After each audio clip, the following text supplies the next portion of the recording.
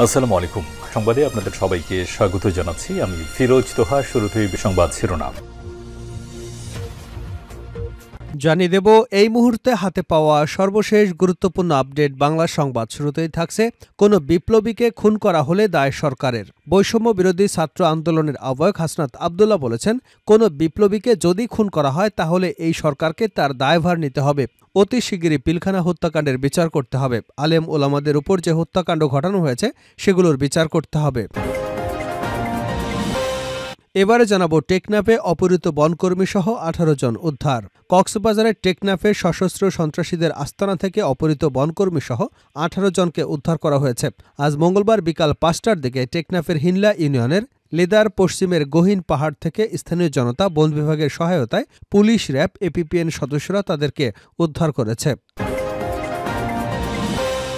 জানাবো, বৈষম্য বিরোধী ছাত্র আন্দোলনের স্পষ্ট বার্তা, আগে বিচার ও সংস্কার। বৈষম্য বিরোধী ছাত্র আন্দোলনের সমন্বয়করা বলেছেন, শেখ হাসিনার মতো স্বৈরাচারকে বিতাড়িত করতে পেরেছে তারা, দেশও চালাতে পারবে। তরুণরা পেরেছে, তারাই পারবে। স্বৈরাচারের দোসরদের জায়গা এদেশে আর হবে না। তারা বলছে, আওয়ামী লীগের বিচার এবং দেশ সংস্কারের আগে কোনো নির্বাচন হবে না। এদিকে যেখানেই হাত দিচ্ছি সেখানেই সমস্যা আর অনিয়ম। স্বাস্থ্য উপদেষ্টা নূরজাহান বেগম বলেছেন, আমাদের সব জায়গায় সিস্টেমে সমস্যা আছে। এই যে বিভিন্ন আইন আছে, সেই আইনের প্রয়োগ, আইন না মানা, সেটা নিয়ে ফলো আপ করা হয় না। আইন নানান কারণে নাও মানা হতে পারে, যেমন জবাবদিহিতার অভাব। আবার অনেক ক্ষেত্রে জবাবদিহিতা থাকলেও সেটা নিয়ে কেউ চার্জ করে না। মন্ত্রণালয়ের কাজ করে দেখেছি, যেখানেই হাত দিচ্ছি সেখানেই সমস্যা আর অনিয়ম। এই অবস্থার উত্তরণে আমরা কাজ করে যাচ্ছি। এবারে থাকছে, সচিবালয়ে কিভাবে আগুন লেগেছিল জানালো তদন্ত কমিটি। প্রশাসনের প্রাণকেন্দ্র সচিবালয়ে আগুনের সূত্রপাত হয়েছিল বৈদ্যুতিক স্পার্ক থেকে।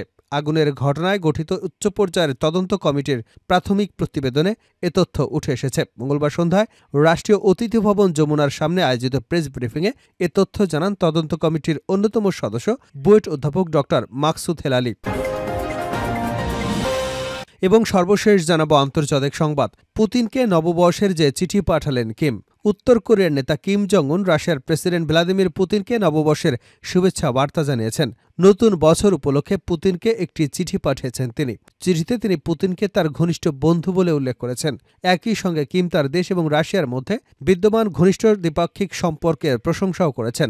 কোরিয়ান সেন্ট্রাল নিউজ এজেন্সির বরাত দিয়ে এপি জানিয়েছে, পুতিনকে লেখা নতুন বছরের ওই চিঠিতে কিম তাকে কমরেড হিসেবেও উল্লেখ করেছেন। এতক্ষণ শিরোনাম শুনছিলেন, এবার বিস্তারিত।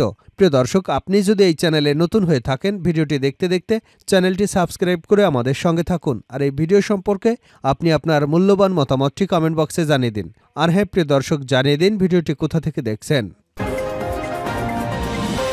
কোনো বিপ্লবীকে খুন করা হলে দায় সরকারের, হাসনাত। বৈষম্য বিরোধী ছাত্র আন্দোলনের আহ্বায়ক হাসনাত আব্দুল্লাহ বলেছেন, কোনো বিপ্লবীকে যদি খুন করা হয় তাহলে এই সরকারকে দায়ভার নিতে হবে। অতি শিগগিরই পিলখানা হত্যাকাণ্ডের বিচার করতে হবে। আলেম ওলামাদের উপর যে হত্যাকাণ্ড ঘটানো হয়েছে সেগুলোর বিচার করতে হবে। মঙ্গলবার বিকেলে রাজধানীর কেন্দ্রীয় শহীদ মিনারে আয়োজিত বৈষম্য বিরোধী ছাত্র আন্দোলনের মার্চ ফর ইউনিটি শীর্ষক সমাবেশে এ মন্তব্য করেন তিনি। হাসনাত বলেন, আমাদের অভ্যুত্থান আওয়ামী লীগ মেনে নিতে পারেনি। এজন্য সচিবালয়, বিচারালয় ষড়যন্ত্র চলে। আগে চলত সতীদাহ প্রথা, আর এখন চলে নথিদাহ প্রথা। আমি বলতে চাই, আপনারা রিয়েলিটি মাইনে নেন। তিনি আরও বলেন, 5 আগস্টের পরে আমাদের আর কোনো শত্রু নেই। আমাদের একমাত্র শত্রু আওয়ামী লীগ। 15 জানুয়ারির মধ্যে জুলাই অভ্যুত্থানের ঘোষণাপত্র জারি করতে হবে।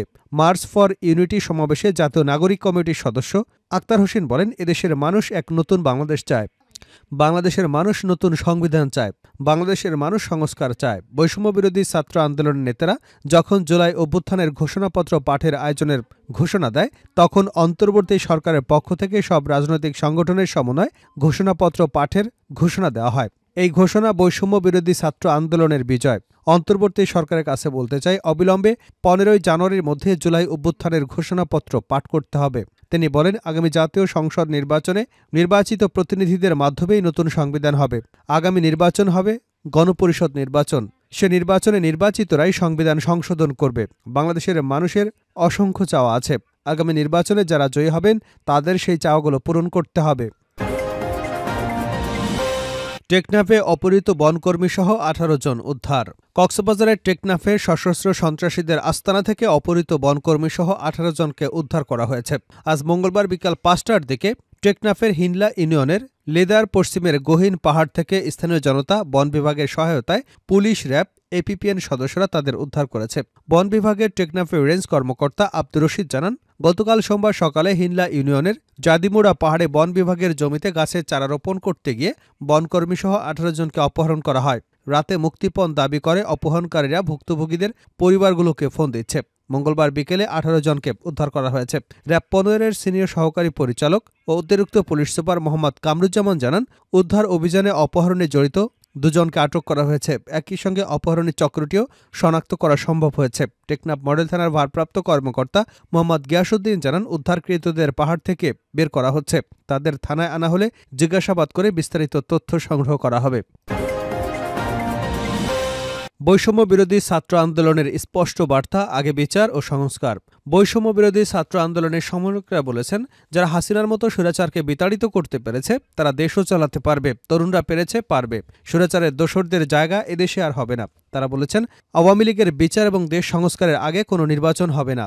মঙ্গলবার কেন্দ্রীয় শহীদ মিনার প্রাঙ্গণে মার্চ ফর ইউনিটি কর্মসূচিতে এসব কথা বলেন নেতারা।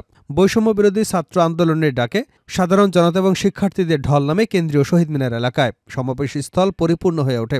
মিছিল আর স্লোগানে উত্তাল ঢেউ খেলে। শহীদ মিনার এলাকায় সরজমিনে এমন চিত্রই দেখা যাচ্ছে। অনুষ্ঠানের বিকাল 3টায় হবার কথা থাকলেও শুরু হয় 1 ঘণ্টা পরে। 1 মিনিট নীরবতা পালন হয় জুলাই আগস্টের শহীদদের স্মরণে। মঞ্চের দুপাশে আন্দোলন শহীদ এবং আহতদের পরিবারের জন্য সংরক্ষিত জায়গা রাখা হয়। মঞ্চ থেকে মাইকে স্লোগান দেন বৈষম্যবিরোধী ছাত্র আন্দোলনের নেতারা। স্লোগান দেন, ক্ষমতা না জনতা, জনতা জনতা, গুলাম না আজাদি, আজাদি আজাদি, দিল্লি না ঢাকা, ঢাকা ঢাকা ইত্যাদি বিভিন্ন ধরনের স্লোগানে মুখর হয়ে ওঠে এলাকা। সমাবেশে আগত সাধারণ শিক্ষার্থীদের হাতে জুলাই আগস্টের স্মৃতি সাধারণ কার্ড, প্ল্যাকার্ড, ব্যানার দেখা গেছে। সমাবেশে প্রামাণ্যচিত্র প্রদর্শন করা হয়েছে। এতে 2009 সালের পিলখানার ঘটনা তুলে ধরা হয়েছে। 2013 সালে শাপলা চত্বরে হেফাজতের কর্মীদের উপর নৃশংস হামলার ঘটনা দেখানো হয়েছে। গুম হয়ে যারা ফিরে এসেছেন তাদের বিবরণ, আয়নাঘরের বিবরণ, গুম হওয়া পরিবারের আর্তনাদ, ক্ষোভ ও দাবি তুলে ধরা হয়েছে। সেই সাথে গুম বিষয়ে মানবাধিকার সংগঠন মায়ের ডাকের ভূমিকা এবং গত 16 বছর বিএনপির উপর কিভাবে নির্যাতন, নিপীড়ন হয়েছে সেটিও ফুটে উঠেছে। বৈষম্য বিরোধী ছাত্র আন্দোলনের সূত্রপাত 5 জুন কোটা বিরোধী আন্দোলনের মাধ্যমে প্রথম ব্লকেড কর্মসূচি, তারপর সরকারের হত্যাকাণ্ডের বিরুদ্ধে জনতা ফুঁসে ওঠে। 1 দফার মাধ্যমে স্বৈরাচার শেখ হাসিনার পতন, এসব উঠে এসেছে প্রামাণ্যচিত্রে। স্লোগানের ফাঁকে ফাঁকে নেতারা বলেছেন, যারা জুলাই আগস্টে নৃশংস হত্যাকাণ্ডের বিচারের আগে কোনো কিছু চায় তারা গণঅভ্যুত্থানের শত্রু। পাবলিক, প্রাইভেট, মাদ্রাসা কোনো ভাইকে আমরা ভুলি নাই। আমরা সবাই মিলে গণঅভ্যুত্থান করেছি। বৈষম্য বিরোধী ছাত্র আন্দোলনের অন্যতম সমন্বয়ক হাসনাত আব্দুল্লাহ বলেন, আমরা বিচার বহির্ভূত হত্যাকাণ্ডের বিচার এখনও নিশ্চিত করতে পারিনি। শাপলা চত্বরে লাইট নিভিয়ে ধর্মপ্রাণ মুসলমানদের হত্যা করা হয়েছে। বিডিআর বিদ্রোহের নামে দেশপ্রেমিক সেনা কর্মকর্তাদের হত্যা করা হয়েছে। এর বিচার করতে হবে। আমাদের একমাত্র শত্রু আওয়ামী লীগ। যেখানেই হাত দিচ্ছি সেখানেই সমস্যা আর অনিয়ম। স্বাস্থ্য উপদেষ্টা নূরজাহান বেগম বলেছেন, আমাদের সব জায়গায় সিস্টেমে সমস্যা আছে। এই যে বিভিন্ন আইন আছে, সেই আইনের প্রয়োগ, আইন না মানা, সেটি নিয়ে ফলো আপ করা হয় না। আইন নানান কারণে নাও মানা হতে পারে, যেমন জবাবদিহিতার অভাব। আবার অনেক ক্ষেত্রে জবাবদিহিতা থাকলেও সেটা নিয়ে কেউ চার্জ করে না। মন্ত্রণালয়ের কাজ করে দেখেছি, যেখানে হাত দিচ্ছি সেখানেই সমস্যার অনিয়ম। এ অবস্থা উত্তরণে আমরা কাজ করে যাচ্ছি।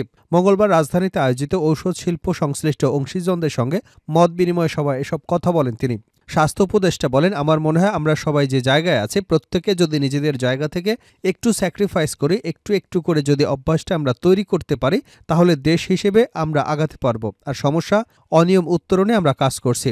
এখন প্রয়োজন সবার সহযোগিতা। তিনি আরও বলেন, যেসব জায়গায় ফাঁকফোকর, অনিয়ম আছে সেগুলো শুধরে নিয়ে আমরা যদি চেষ্টা করি, তাহলে আমরা সাধারণ মানুষের কষ্ট কিছুটা হলেও লাঘব করতে পারব। এবার 2024-এর আন্দোলনে যে অসংখ্য মানুষ 19-20 বছর বয়সী ছেলে চোখ পা হারালো, তাদের ভবিষ্যতের দিকে তাকিয়ে আসুন আমরা একযোগে কাজ করি। নূরজাহান বেগম বলেন, গ্রাম পর্যায়ে সাধারণ মানুষের সাথে কাজ করে আমার জীবনের 45 বছর কেটেছে। আমার মনে হয় ওদের কষ্টটা আমি অনেক অনুভব করি। মাস 2 আগে হোসেন জিলুর আমাকে এখানে একটা প্রেজেন্টেশন দিয়েছেন। তিনি বলেছেন, 8 থেকে 9% মানুষ দরিদ্র থেকে দরিদ্রতর হয়ে যাচ্ছেন ঔষধ শিল্প এবং চিকিৎসা ব্যয় মেটাতে গিয়ে, কিন্তু সেখানেও তারা কোনো স্যাটিসফ্যাকশন পাচ্ছে না। যদি ডাক্তার, মন্ত্রণালয়, যারা ওষুধ প্রস্তুতকারী, বিক্রেতা, সবাই যদি নিজেদের জায়গা থেকে আমরা একটু চেষ্টা করি, তাহলে আমাদের দেশের সাধারণ মানুষকে এই ব্যয়ভার থেকে কিছুটা হলেও স্বস্তি দিতে পারব। ভ্লাদিমির পুতিনকে নববর্ষের যে চিঠি পাঠালেন কিম। উত্তর কোরিয়ার নেতা কিম জং উন রাশিয়ার প্রেসিডেন্ট ভ্লাদিমির পুতিনকে নববর্ষের শুভেচ্ছা বার্তা জানিয়েছেন। নতুন বছর উপলক্ষে পুতিনকে একটি চিঠি পাঠিয়েছেন তিনি। চিঠিতে পুতিনকে তার ঘনিষ্ঠতম বন্ধু বলে উল্লেখ করেছেন। একই সঙ্গে কিম তার দেশ এবং রাশিয়ার মধ্যে বিবাদমান ঘনিষ্ঠ দ্বিপাক্ষিক সম্পর্কের প্রশংসা করেছেন। খবর এফপির। কোরিয়ান সেন্ট্রাল নিউজ এজেন্সির এর বরাত দিয়ে এফপি জানায়, পুতিনকে লেখা নতুন বছরের ওই চিঠিতে কিম তাকে কমিউনিট হিসেবে উল্লেখ করেছেন। আগে থেকেই প্রতিবেশী রাশিয়ার সঙ্গে উত্তর কোরিয়ার সম্পর্ক ভালো ছিল, তবে 2022 সালের ফেব্রুয়ারিতে রাশিয়ার ইউক্রেন আক্রমণের পর থেকে দুদেশের মধ্যে গভীর রাজনৈতিক, সামরিক এবং সাংস্কৃতিক সম্পর্ক সৃষ্টি হয়েছে। পুতিন এবং কিম একাধিকবার তাদের ব্যক্তিগত ও ঘনিষ্ঠতার দাবিও তুলে ধরেছেন। জুনে যখন প্রেসিডেন্ট পুতিন উত্তর কোরিয়া সফর করেন, তখন কমিউনিস্ট উত্তর কোরিয়া এবং রাশিয়ার মধ্যে ঐতিহাসিক এক সামরিক চুক্তি সম্পাদিত হয়। এই চুক্তি অনুযায়ী এদেশে আক্রান্ত হলে আরেক দেশ তাৎক্ষণিকভাবে সেই দেশকে সামরিক সহযোগিতা প্রদানে বাধ্য থাকবে, যা এ মাসে কার্যকর হয়েছে। ইউক্রেন যুদ্ধ বিষয়ে নতুন বছরের চিঠিতে কিম আশা প্রকাশ করেছেন 2025 সালে রাশিয়ার সামরিক বাহিনী এবং দেশটির জনগণ একটা বড় বিজয় পাবে এবং নচ্ছিবাদকে পরাজিত করবে। আমেরিকা এবং দক্ষিণ কোরিয়ার অভিযোগ করে আসছে, ইউক্রেন যুদ্ধে অংশ নিতে উত্তর কোরিয়া রাশিয়াতে 10,000-এরও বেশি সৈন্য পাঠিয়েছে। এসব সৈন্য সরাসরি যুদ্ধে অংশ নিচ্ছে বলেও দাবি করা হচ্ছে।